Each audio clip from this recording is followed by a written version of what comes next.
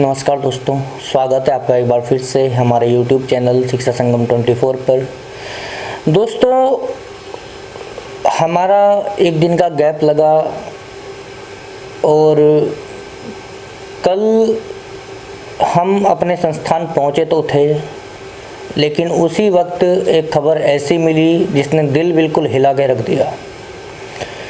दोस्तों, हमारी शिक्षा नगरी रुड़की क्षेत्र में जीएस बाबा के नाम से फेमस और जनरल स्टडी सामान्य अध्ययन के क्षेत्र में अपना योगदान देने वाले व्यक्ति मिस्टर राकेश दुबे जी का कल स्वर्गवास हो गया। तो दोस्तों, वो व्यक्ति एक ऐसे व्यक्ति थे जिन्होंने हम लोगों को और बहुत से लोगों को पढ़ना और पढ़ाना सिखाया है। किस तरीके से किसी प्लेटफॉर्म पर जाकर खड़े होना है, कैसे बोलना है, कैसे पढ़ाना है, वो सब चीज़ें हमने उन्हीं से सीखी है। और अगर उनके बारे में मैं आपको बताऊं तो जीवन तो बहुत कठिनाइयों से गुजरा था और जीवन के क्या अंतिम पड़ाव में ही लगभग 2 साल पहले वो बिहार पीसीएस में एक सरकारी पद पर आसीन हुए थे। और कल सुबह जब वो ड्यूटी से घर लौट रहे थे तो दोस्तों रास्ते में ही एक्सीडेंट हुआ और दुर्घटना ऐसी हुई कि मौके पर ही उनकी मृत्यु हो गई। तो दोस्तों, ये सुनकर बहुत ही दुख हुआ और हमने देखा भी है पिछले एक दिन में कि किस प्रकार से समस्त रुड़की वासियों ने उनको अपना प्यार दिया और वो हमेशा देते रहेंगे दोस्तों। तो कल वीडियो ना आने का, क्योंकि यहाँ पर आ तो गए दोस्तों, पढ़ाना संभव नहीं हुआ हमसे। बस इतना ही कहता हूँ कि राकेश दुबे जी की मृत्यु नहीं हुई है, वो अमर हुए हैं। वो हमारे दिलों में हमेशा जिंदा रहेंगे, उनको हमेशा याद किया जाएगा दोस्तों। तो दोस्तों, जीवन का एक ही सत्य है और वो मृत्यु है, और मृत्यु किसकी आनी है इसका किसी को भी नहीं पता है, और यही एक अंतिम सत्य भी है। तो अब बात करते हैं दोस्तों अपने राज व्यवस्था के टॉपिक पर जो हम पढ़ रहे थे, सुप्रीम कोर्ट के बारे में आज हमें शुरू करना है दोस्तों। तो सर्वोच्च न्यायालय की व्यवस्था किस प्रकार से भारत में सामने आई है और उसको किस प्रकार से आगे बढ़ाया गया है, कितने संशोधन करके उसमें कितनी बातों को जोड़ाया घटाया गया है दोस्तों। तो वो सारी की सारी बातों के ऊपर चर्चा हम लोग अभी करने वाले हैं। तो आइए देखते हैं कि किस प्रकार से सुप्रीम कोर्ट के बारे में बातें रखी हुई है दोस्तों। एक चीज़ आप लोग लगातार मैं देख रहा हूँ कि कुछ लोग कह रहे हैं कि हाँ सर, मतलब लिखते ज़्यादा हैं बोर्ड पे और उनको ही बोलते हैं। तो दोस्तों, मेरा मानना एक है, ये मेरा अपना खुद का एक थॉट है, पता नहीं होगा क्या होगा, कि दोस्तों जो बच्चे हमसे जुड़े हुए हैं, कुछ बच्चे ऐसे होते हैं जो बहुत ज़्यादा ब्रिलियंट होते हैं, अगर एक बार सुन लिया तो उनको याद हो गया। लेकिन कुछ बच्चे ऐसे होते हैं जो बार बार पढ़ते हैं चीज़ें भूल जाते हैं, बार बार पढ़ते हैं चीज़ें भूल जाते हैं। और दूसरी बात तो ये है कि यहाँ से बोली गई चीज़ सही तरीके से वो लिख भी नहीं पाते। तो इसके पीछे का मेरा उद्देश्य ये है कि दोस्तों समाज के हर किसी वर्ग के, हर किसी प्रकार के बच्चों को उच्च शिक्षा दी जाए। और दोस्तों, जितना भी हम उनको पढ़ा रहे हैं कम से कम वो तो उनकी समझ में आए, वो अपनी कॉपी के अंदर उसको अच्छे से लिख ले, अच्छे से नोट्स बना ले, ताकि बाद में भी वो जब कभी उसको ज़रूरत हो तो नोट्स उठाकर देखे और संपूर्ण चीज़ें उसको याद हो जाए। इसीलिए दोस्तों यहाँ पर ये सब चीज़ें लिख के रखता हूँ, बाकी मुझे ज़रूरत नहीं है कुछ भी लिखने की। कभी सोच रहे हो कि हाँ लिख के ही पढ़ाएंगे, ऐसे हैं वैसे हैं, ठीक है, तो ये सब चीज़ें आपके लिए है दोस्तों, ठीक है। तो आइए बढ़ते हैं दोस्तों आगे की तरफ, बात करते हैं सुप्रीम कोर्ट की, सर्वोच्च न्यायालय की। सर्वोच्च न्यायालय का जो प्रावधान हमारे इस भारतीय संविधान में है दोस्तों, उसके लिए आर्टिकल 124 है दोस्तों। अब सबसे पहले हम इसका इतिहास थोड़ा सा देख लेते हैं दोस्तों, क्योंकि सुप्रीम कोर्ट एक ऐसी व्यवस्था है, भारत में सुप्रीम कोर्ट को संसद से ज़्यादा महत्व दिया जाता है। जिस प्रकार से ब्रिटेन में संसद का महत्व सुप्रीम कोर्ट से ज़्यादा है, देश का सबसे उच्च स्थान पर है, इसी प्रकार से भारत में सबसे उच्च स्थान जो दिया गया है वो किसको दिया गया है दोस्तों? सर्वोच्च न्यायालय को, उच्चतम न्यायालय को, या फिर सुप्रीम कोर्ट को दिया गया है दोस्तों। तो एक्चुअली हुआ क्या, जिस समय दोस्तों भारत में ईस्ट इंडिया कंपनी शासन करना शुरू किया था उन्होंने, और भारत के लिए पहला संविधान लिखा गया था, और उस संविधान को हम जानते हैं रेगुलेटिंग एक्ट ऑफ 1773। तो दोस्तों रेगुलेटिंग एक्ट ऑफ 1773 या 1773 का जो रेगुलेटिंग एक्ट था दोस्तों, उसी में एक प्रपोजल आया था, उसी के अंतर्गत एक प्रस्ताव आया था, क्योंकि बहुत सारे काम उसमें किए गए, हम पहले पढ़ चुके हैं रेगुलेटिंग एक्ट के बारे में, बहुत सारी बातें हमने करी हैं, तो उन लेक्चर्स को भी लगातार आप देखते रहना दोस्तों। तो 1773 के इस रेगुलेटिंग एक्ट में एक प्रस्ताव आया दोस्तों कि इन फ्यूचर, भविष्य में भारत के लिए एक क्या होगा, सुप्रीम कोर्ट होगा। और दोस्तों इन्होंने क्या किया, 1774 में 1774 में कलकत्ता शहर में, कलकत्ता सिटी में, कलकत्ता शहर में दोस्तों सुप्रीम कोर्ट की स्थापना कर दी। भारत के लिए सबसे पहली न्यायिक व्यवस्था थी दोस्तों, सर्वोच्च न्यायालय के नाम से ही जानी जाती थी, लेकिन कहां पर स्टेब्लिश किया था दोस्तों, कलकत्ता में किया था। इसके जो मुख्य न्यायाधीश थे दोस्तों कौन थे, तो एलिजा इम्पे बनाए गए थे, और 3 इसके अलग से ही एक जो अन्य न्यायाधीश होते हैं वो भी बनाए गए थे, जिसमें चेम्बर, लिमेंस्टर और हाइड करके आते हैं दोस्तों। तो अब बात यह है कि 1774 में कलकत्ता में दोस्तों ये सुप्रीम कोर्ट जो स्टैब्लिश किया गया था, अब क्या है 1773 से लेके दोस्तों 1857 तक मान सकते हैं, 1857 तक मान सकते हैं दोस्तों, क्योंकि 1858 में तो ब्रिटिश क्राउन ने सीधा शासन अपने हाथों में ले लिया था, ये चीजें हम पहले पढ़ चुके हैं।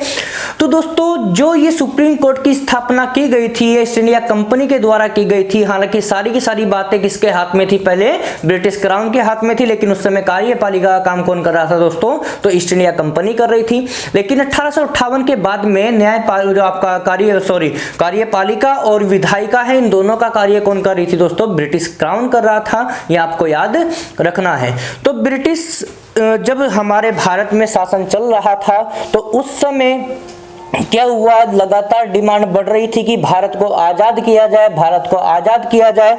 और उसके पीछे की वजह दोस्तों ये थी क्योंकि 1915 के आसपास दोस्तों भारत के रियल हीरो मैं कहूंगा, बापू के नाम से फेमस, बापू कहते हैं, मानते हैं लोग उनको, महात्मा गांधी जी का भारत में एंट्री हुई थी, भारत में आगमन हुआ था, और उन्होंने इस प्रकार से लगातार आंदोलन किए, बहुत सारे मूवमेंट्स किए कि अंग्रेजों की जड़ें हिला दी। और यहां से क्या हुआ, अंग्रेजों ने, ब्रिटिशर्स ने क्या किया, एक अधिनियम यहाँ पे पारित किया दोस्तों, एक नया अधिनियम वो लेकर आए। और वो अधिनियम दोस्तों कौन सा है, वो अधिनियम है government of India act of 1935, Bharat शासन अधिनियम 1935 की हम बात करते हैं दोस्तों।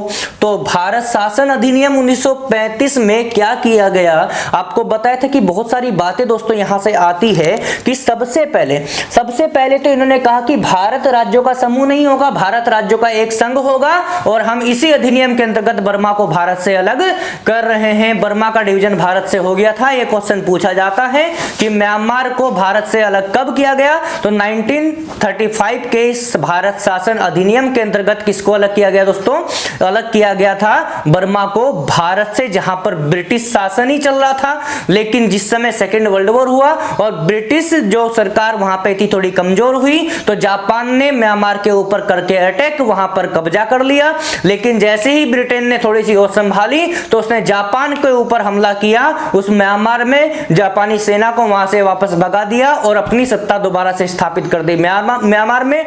और लगभग अगर मैं सही हूं तो 1948 के आसपास म्यांमार को ब्रिटेन ने पूर्ण रूप से स्वतंत्रता दे दी थी। ठीक है दोस्तों, तो ये सारी बातें वहीं से जुड़ी हुई है। खैर आगे बढ़ते हैं।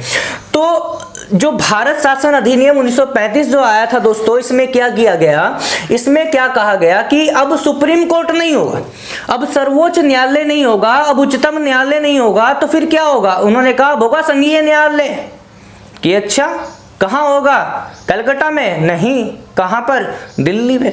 तो दोस्तों आपको याद रखना है, आपको याद रखना है कि भारत शासन अधिनियम 1935 के अनुसार एक भारत में एक संघीय न्यायालय की स्थापना की जाने वाली थी दोस्तों, क्योंकि इसमें प्रस्ताव आया था। ये चीजें हमेशा याद रखा करो कि प्रस्ताव कब आया है और एस्टेब्लिशमेंट कब हुआ है, इन दोनों में बहुत ज्यादा अंतर होता है। कभी कभी एक ही चीज होती है, लेकिन फिर भी प्रस्ताव आने के बाद में ही चीजें होती हैं। तो प्रस्ताव पहले आया होगा, एस्टेब्लिशमेंट बाद में किया गया होगा। तो दोस्तों, भारत शासन अधिनियम 1935 के अंतर्गत एक प्रस्ताव आया था कि भारत में क्या बनाएंगे, एक फेडरल कोर्ट बनाएंगे, एक संघीय न्यायालय बनाएंगे दोस्तों। और इसी क्रम को आगे बढ़ाते हुए 1 अक्टूबर 1937 में 1 अक्टूबर 1937 में दिल्ली में इन्होंने क्या किया दोस्तों, दिल्ली में इन्होंने संघीय न्यायालय की स्थापना कर दी मेरे भाई। और संघीय न्यायालय की अगर मैं बात करूं तो ये वही फेडरल कोर्ट है, ये वही फेडरल कोर्ट है दोस्तों जिसके प्रथम सीजीआई के बारे में बहुत बार पूछा गया है। सीजीआई मैं क्यों बोल रहा हूं दोस्तों, क्योंकि देखिए चीफ जस्टिस हाई कोर्ट के भी होते हैं, चीफ जस्टिस सुप्रीम कोर्ट के भी होते हैं, अन्य अदालतों के भी होते हैं दोस्तों, ठीक है। तो जो सुप्रीम कोर्ट के चीफ जस्टिस हैं उनको चीफ जस्टिस ऑफ इंडिया कहा जाता है, उनको चीफ जस्टिस ऑफ यूनियन कहा जाता है। तो आपको याद रखना है कि संघ के मुख्य न्यायाधीश, सर्वोच्च न्यायालय के मुख्य न्यायाधीश या फिर इंडिया के मुख्य न्यायाधीश की अगर बात करें तो दोस्तों सुप्रीम कोर्ट के ही चीफ जस्टिस को माना जाता है। अब आइएगा, तो यहां पे लिखा हुआ है सीजीआई, सीजीआई का मतलब चीफ जस्टिस ऑफ इंडिया। तो ये आपसे पूछा जा सकता है कि जिस समय फेडरल कोर्ट बनाया गया था तो उस समय, क्योंकि यहां पर कलकत्ता में स्थापित किया गया था, तो उस समय कौन थे, उस समय यहां पर थे दोस्तों एलिजा इम्पे थे। तो इसी क्रम में यहां पर प्रथम सीजीआई कौन थे, तो दोस्तों मॉरिस गवेयर थे। ये आपको याद रखना है। कब से कब तक, तो भाई जब से एस्टेब्लिशमेंट हुआ होगा 1 अक्टूबर 1937 से लेके 25 अप्रैल 1943 तक ये रहे हैं। तो आपको ये याद रखना है दोस्तों। और अगर आपको मैं एक बात यहां से और बताऊं, आपसे अगर एक क्वेश्चन कर दिया जाए कि फेडरल कोर्ट के अंतर्गत, संघीय न्यायालय के अंतर्गत टोटल नंबर ऑफ सीजीआई बताइए कितना है, कि जब तक संघीय न्यायालय की व्यवस्था भारत में रही है तो उस क्रम में तब तक भारत के कुल चीफ जस्टिस की संख्या बताइए कितनी थी, जो कहां पर थे, जो सेवारत थे कहां पर, संघीय न्यायालय में। तो दोस्तों उनकी संख्या है 4। और इनमें से ही चौथे नंबर के जो भाई साहब होंगे हरिलाल जे कानिया, ये क्या बनेंगे, ये स्वतंत्र भारत के प्रथम मुख्य न्यायाधीश बनेंगे दोस्तों। ये आपको याद रखना है। अभी देखते हैं, आगे चलते हैं। तो दोस्तों उसके बाद में क्या हुआ, संघीय न्यायालय का क्रम चल रहा था, लेकिन 28 जनवरी 1950 में, 26 जनवरी 1950 में जब हमारा संविधान लागू हुआ था, तो उसी के 2 दिन बाद 28 जनवरी 1950 में भारत में सुप्रीम कोर्ट की स्थापना की गई दोस्तों।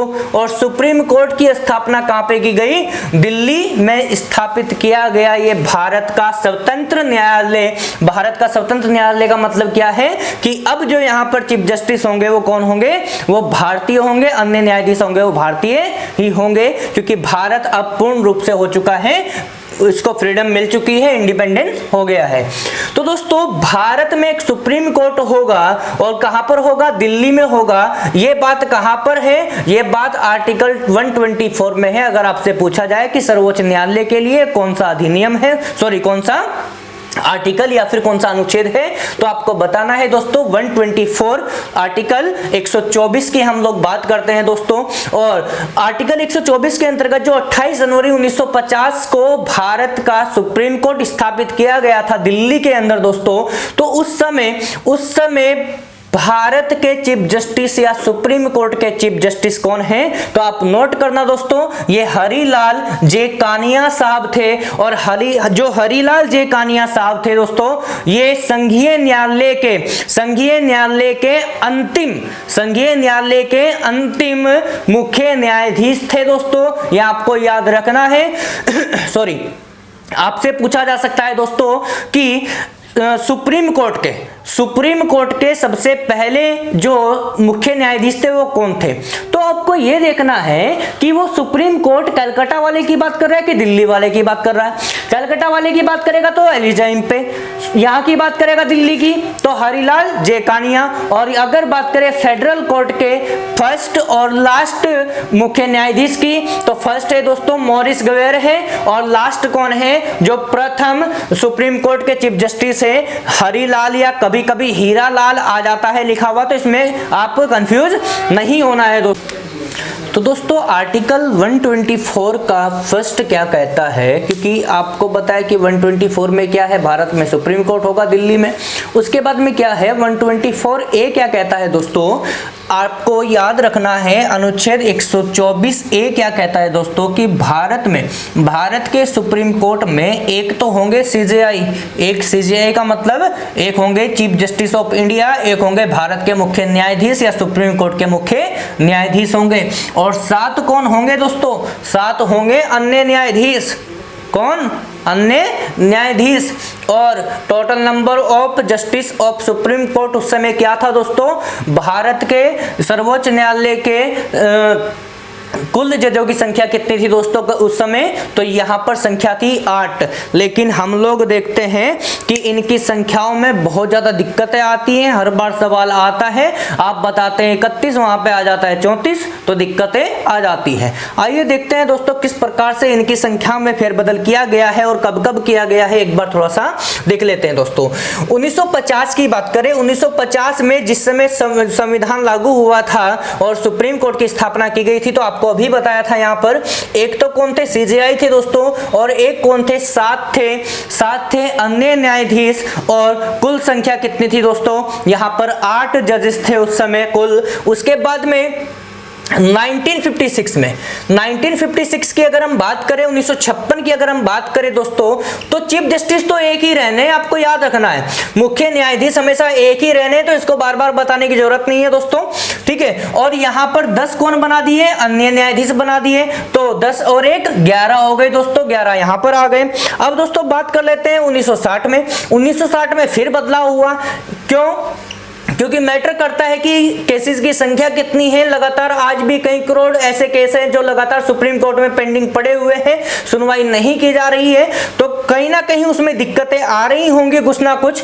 तो 1960 में क्या किया गया दोस्तों, अन्य न्यायाधीशों की संख्या बढ़ा दी। एक चीज आपको यहां से मैं पहले ही बता दूं, नोट कर लेना अपने दिमाग में दोस्तों, कि संख्या जब भी बढ़ेगी ना या घटेगी, तो संख्या बढ़ती है अन्य न्यायाधीशों की, अन्य न्यायाधीशों की ही संख्या बढ़ती है, मुख्य न्यायाधीश की संख्या में कोई बदलाव नहीं होता, क्योंकि मुख्य न्यायाधीश एक ही होता है, 4 या 10 नहीं होते, ठीक है दोस्तों। तो जितनी भी संख्या में आप फेरबदल यहां पर देख रहे होंगे, ये किसका है दोस्तों, ये अन्य न्यायाधीशों की संख्या का है। और 1960 में क्या किया गया, एक चीफ जस्टिस होंगे और 13 अन्य न्यायाधीश होंगे, और टोटल कितने हो जाएंगे, 14। लेकिन 1977 में जिस समय एक नया कानून बनाया गया, तो उसमें 17 संख्या रखी गई थी किसकी, अदर जस्टिस ऑफ इंडिया की, भारत के अन्य न्यायाधीश की, उसमें 1 जोड़ेंगे तो कितना हो जाएगा, 18 हो जाएगा दोस्तों। इसी क्रम में 1986 की हम बात करें तो 1 सीजेआई होगा, 24 अन्य न्यायाधीश होंगे, और टोटल नंबर ऑफ जजेस ऑफ इंडिया कितने होंगे दोस्तों, 25 होंगे, आपको याद रखना है। 2009 में कानून बनाया, 2009 में कानून बनाया कि चीफ जस्टिस 1 रहेंगे, और यहां पर क्या है दोस्तों, अन्य न्यायाधीशों की बात की जाए तो यहां पर होंगे 30, तो यहां पर टोटल नंबर ऑफ जजेस कितना आ गया, 31 आ गया। लेकिन इसी में कहा गया था कि मैक्सिमम यहां पर हो सकते हैं, मैक्सिमम जो स्ट्रेंथ हो सकती है, मैक्सिमम जो स्ट्रेंथ हो सकती है वो 34 हो सकती है। तो आपको याद रखना है, अगर वो स्ट्रेंथ की बात करेगा तो 34 हो सकते हैं, लेकिन वहां पर उस समय कौन थे दोस्तों, 31 थे, ये आपको याद रखना है दोस्तों। लेकिन दोस्तों अगर मैं अभी बात करूं कि भारत में अभी वर्तमान में कुल कितने जज हैं, क्योंकि यहां पर हम देख रहे हैं कि हाँ इतने हो सकते हैं, लेकिन होंगे तो इतने जितने राष्ट्रपति चाहेंगे, समझ रहे हैं। आपको ये चीज मैंने बहुत इंपॉर्टेंट बता दी, अभी याद रखना, जितनी संख्या राष्ट्रपति जी चाहेंगे इतनी होंगी। अगर वो कह देंगे कि 4 है तो 4 ही रहेगी, अगर वो कह देंगे कि 100 है तो 100 ही रहेगी। ये आपको याद रखना है दोस्तों। तो आगे बढ़ते हैं और देखते हैं कि भारत में वर्तमान में देयर आर करेंटली 27 जजेस इन सुप्रीम कोर्ट। भारत में वर्तमान में या फिर सर्वोच्च न्यायालय में वर्तमान में जजों की संख्या कितनी है? 27 है, जिसमें से एक तो है मुख्य न्यायाधीश और 26 है कौन? अन्य न्यायाधीश है दोस्तों। ये आपको याद रखना है मेरे भाई। अब यहां से एक बात मैं आपको बता दूं, एक बात बेहद इंपॉर्टेंट है दोस्तों, इसको आप लोग याद रखना है क्या कि 48 क्योंकि अब तक टोटल जो हमारे चीफ जस्टिस हुए हैं दोस्तों, अब तक जो हमारे टोटल चीफ जस्टिस हुए हैं सुप्रीम कोर्ट के, वो हो चुके कितने? 48। और 48 जो है 48वें जो सीजेआई हैं दोस्तों, उनका नाम है दोस्तों एन वेंकट रमन। ये आपको याद रखना है, वेंकट रमन, ये आपको याद रखना है, जिनकी नियुक्ति हुई थी 24 अप्रैल 2021 को। 24 अप्रैल 2021 को इनकी नियुक्ति हुई थी, ये आपको याद रखना है दोस्तों। उसके बाद में, क्योंकि देखिए बहुत ज्यादा इंपॉर्टेंट क्वेश्चन है भाई, ऐसे ही नहीं खड़े हम यहाँ पर, ठीक है, चीजें निकाल के लेकर आए हैं आपके लिए, बहुत इंपॉर्टेंट। 48 क्या है हमारे पास में? जो नए अभी वर्तमान में जो सीजीआई है वो कौन है? तो एन वेंकट रमन है दोस्तों, जिनका अपॉइंटमेंट कब हुआ था? तो 24 अप्रैल 2021 को हुआ था दोस्तों, ये आपको याद रखना है। उसके बाद में एक महत्वपूर्ण टॉपिक है 5 मिनट का, जिसके ऊपर चर्चा करनी है दोस्तों, वो है इलेक्शन ऑफ सीजीआई या फिर other justice of supreme court. ये आपको याद रखना है कि निर्वाचन की प्रक्रिया बेहद इंपॉर्टेंट है। तो एक बार सुनिएगा दोस्तों, अगर आपसे पूछा जाए कि सुप्रीम कोर्ट के मुख्य न्यायाधीश और अन्य न्यायाधीश की नियुक्ति कौन करता है दोस्तों, तो इनकी नियुक्ति करते हैं राष्ट्रपति जी, इनकी नियुक्ति करते हैं दोस्तों प्रेसिडेंट साहब। तो अब यहां से आपको ये चीज याद रखनी है कि सुप्रीम कोर्ट के चीफ जस्टिस और जो अन्य न्यायाधीश होते हैं उनकी नियुक्ति कौन करते हैं? तो राष्ट्रपति जी करते हैं, प्रेसिडेंट जी करते हैं। और दोस्तों क्या है, इनकी नियुक्ति किस आधार पर होगी? इनकी नियुक्ति किस आधार पर होगी, इसके बारे में थोड़ी सी हमें चर्चा करनी है, जो बेहद इंपॉर्टेंट टॉपिक होने वाला है दोस्तों। क्योंकि यहां पर क्या किया गया, जिस समय अगर हम सीजीआई की बात करें, अदर जस्टिस की बारे में बात करेंगे, अगर सीजीआई की बात करें दोस्तों, तो 1950 से लेके 1973 तक क्या था दोस्तों, यहां पर एक कानून था। कानून क्या प्रचलन था दोस्तों? On the basis of seniority का मतलब होता है दोस्तों वरिष्ठता का मतलब अनुभव और एज से होता है, ये आपको याद रखना है दोस्तों। तो यहाँ पर क्या है, सीनियरिटी के अकॉर्डिंग, वरिष्ठता के अकॉर्डिंग जो सबसे ज्यादा वरिष्ठ जज होते थे अन्य न्यायाधीशों में, उन्हीं को ही अगला क्या बना दिया जाता था? सीजीआई बना दिया जाता था। लेकिन इस पद पर रहते हुए एक व्यक्ति की हो गई बीमारी के कारण मृत्यु, और उसके बाद में फिर थोड़ा सा इसमें फेरबदल किया गया दोस्तों। तो आइए देखते हैं जरा क्या है।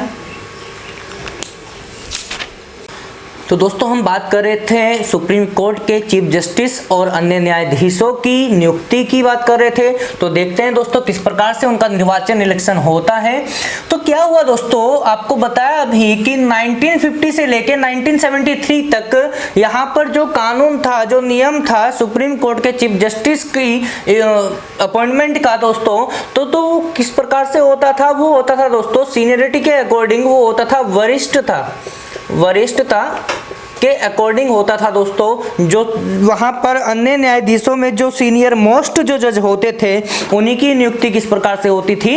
सीजीआई के रूप में होती थी, चीफ जस्टिस ऑफ इंडिया के रूप में होती थी दोस्तों, आपको याद रखना है। लेकिन ऐसा ही चलता रहा और दिक्कत आई 1773 में।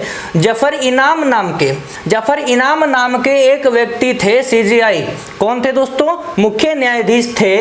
बीमारी के कारण, ड्यू टू इलनेस, बीमारी के कारण ये पद से हट गए या फिर इनको हटा दिया गया, और इनकी जगह क्या किया गया दोस्तों? गजेंद्र गरकर को क्या बनाया गया दोस्तों? सीजीआई बनाया। क्या बनाया? सीजीआई बनाया, लेकिन ये मात्र कुछ ही दिनों के लिए रहे थे। उसके बाद में यहाँ पर नए एक सीजीआई अपॉइंट हुए थे जिनका नाम था मिस्टर सिकरी। लेकिन आपको एक बात यहाँ से बेहद इंपॉर्टेंट हम लोग बता दें दोस्तों कि 1973 में केशवानंद भारती वर्सेस केरला स्टेटवाद जो होता है दोस्तों, अब क्या होता है इसमें, आपको पूरा एक अलग से वीडियो बनाएंगे, उसमें आपको बताएंगे कि केशवानंद भारती वर्सेस जो केरला स्टेटवाद था ये था क्या इन एक्चुअल। तो अभी बात कर लेते हैं दोस्तों कि 1973 में दूसरे यहाँ पर मिस्टर सीकरी नाम के एक चीफ जस्टिस बने थे, मुख्य न्यायाधीश बने थे। तो क्या हुआ दोस्तों, अब ये व्यक्ति नए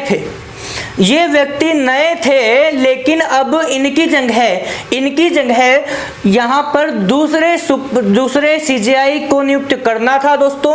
और यहाँ पर 3 व्यक्ति ऐसे थे दोस्तों जो इनके बाद में लाइन में खड़े थे। उनमें से एक का नाम था सेलेट, एक का नाम था दोस्तों हेगड़े और एक का नाम था ग्रोवर। ये आपको याद रखना है दोस्तों। अब क्या हुआ, ये तीनों व्यक्ति सीनियरिटी के अकॉर्डिंग वहां पर मतलब सीनियर मोस्ट जज थे। तो कहीं ना कहीं मिस्टर सिकरी के बाद में इन्हीं का नाम आने वाला था। लेकिन सडनली अचानक से ऐसा हुआ कि यहाँ पर एक नया नाम आया दोस्तों, अजित नाथरे यहाँ पर नियुक्त कर दिए गए और यहाँ पर सीनियरिटी का हो गया उल्लंघन दोस्तों। तो इस बात को देखते हुए इन तीनों जस्टिस ने, न्यायाधीशों ने क्या कर दिया दोस्तों, रिजाइन कर दिया अपने उस पद से जो अन्य न्यायाधीश के पद पर ये व्यक्ति बैठे थे दोस्तों। क्योंकि यहाँ पर उल्लंघन कर दिया गया था सीनियरिटी का, यहाँ पर उल्लंघन कर दिया गया था वरिष्ठता का, ये आपको याद रखना है दोस्तों। उसके बाद में दोस्तों एक चीज यहाँ पर आपको मैं बता दूं, 1992-93 में एक रूल बनाया गया। A rule was made that the CGI will be appointed on the basis of seniority।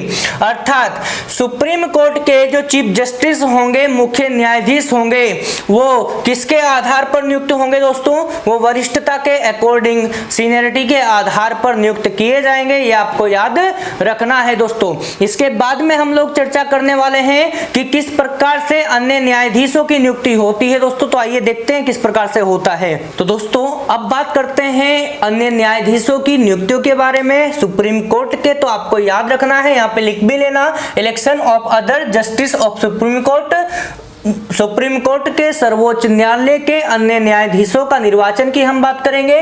तो इनका निर्वाचन भी दोस्तों किसके द्वारा होगा, ये अपॉइंटेड बाय प्रेसिडेंट, राष्ट्रपति के द्वारा नियुक्ति इनकी होगी। लेकिन सबसे बड़ी दिक्कत एक सामने आती है कि ठीक है चलो नियुक्ति तो हो जाएगी, लेकिन कैसे होगी, किसी व्यक्ति का चयन किस प्रकार से किया जाएगा।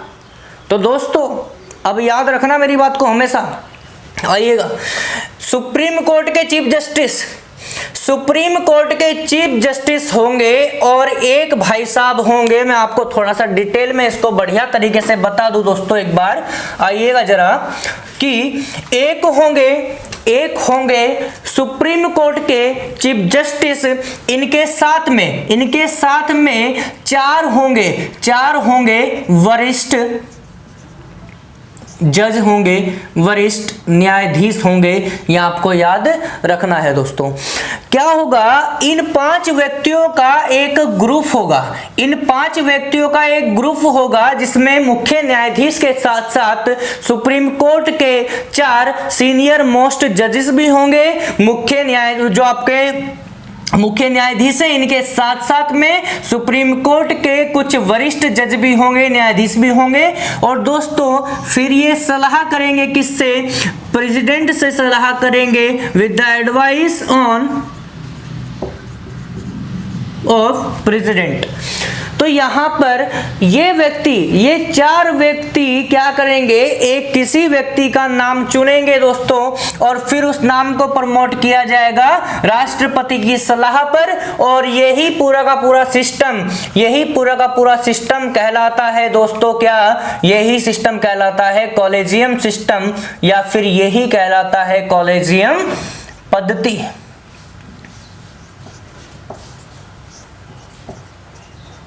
ये आपको याद रखना है दोस्तों कि कॉलेजियम पद्धति बहुत बड़ा बवाल नहीं है। कॉलेजियम पद्धति का मतलब क्या है कि यहाँ पर एक ग्रुप होगा जिसमें 5 व्यक्ति होंगे, 5 व्यक्तियों में एक सुप्रीम कोर्ट के चीफ जस्टिस होंगे, 4 अन्य न्यायाधीश होंगे लेकिन वरिष्ठ होंगे। ये पांचों के पांचों एक किसी नाम का चयन करेंगे, फिर राष्ट्रपति से सलाह ली जाएगी कि हाँ ये सही कर रहे हैं क्या।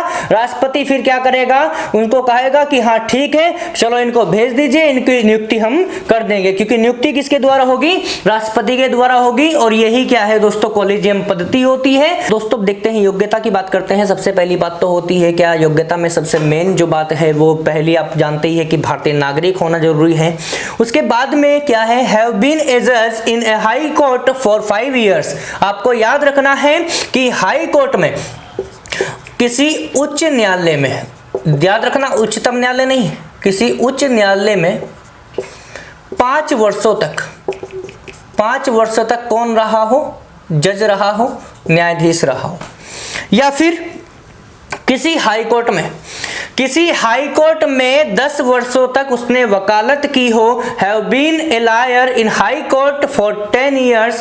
किसी उच्च न्यायालय में 10 वर्षों तक वकालत की हो दोस्तों, तो ऐसे व्यक्ति को अन्य न्यायाधीश बनाया जा सकता है सुप्रीम कोर्ट का। और फिर जैसे जैसे अनुभव बढ़ेगा, उम्र बढ़ेगी, तो वो सीनियर होते चले जाएंगे और फिर एक दिन ऐसा हो सकता है कि उनको सीजेआई बना दिया जाए, भारत के मुख्य न्यायाधीश बना दिया जाए, या फिर सर्वोच्च न्यायालय के मुख्य न्यायाधीश उनको चयनित कर लिया जाए।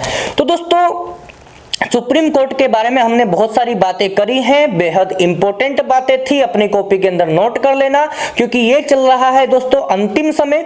और इसमें हम अगला टॉपिक आपका लेकर आएंगे कैग का। कैग मतलब कंप्ट्रोलर एंड ऑडिटर जनरल, जो नियंत्रक एवं महालेखा परीक्षक हैं, उनके बारे में हम लोग बात करने वाले हैं। बेहद इंपॉर्टेंट बातें होंगी दोस्तों, ठीक है। लगातार पढ़ते रहिए, अच्छे से नोट्स बनाते रहिए, ठीक है दोस्तों। और जितना प्यार हो सकता है वो बांटिए, और जो लोग प्यार नहीं बांट रहे हैं, जो बांट रहे हैं वो बांटते रहे लगातार। ये मुहिम अब नहीं रुकने वाली, ठीक है। हमारा वादा था, हमने पहले ही कहा था कि हम लोग लगातार फ्री ऑफ कॉस्ट आपको सारे के सारे सब्जेक्ट के लेक्चर लाकर देंगे।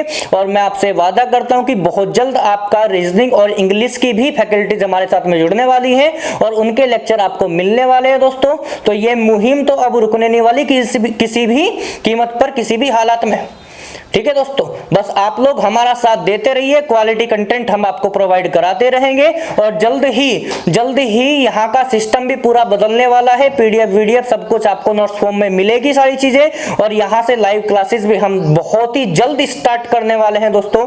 तो अब आने वाला है बेहद मजा पढ़ने में, ठीक है। तो एंजॉय करते रहे लगातार, सारी की सारी वीडियोज को शेयर किया करो, लाइक किया करो और अपने विचार हमारे सामने रखा करो दोस्तों, ठीक है। तो मिलते हैं नई वीडियो में नई बातों के साथ, तब तक के लिए नमस्कार।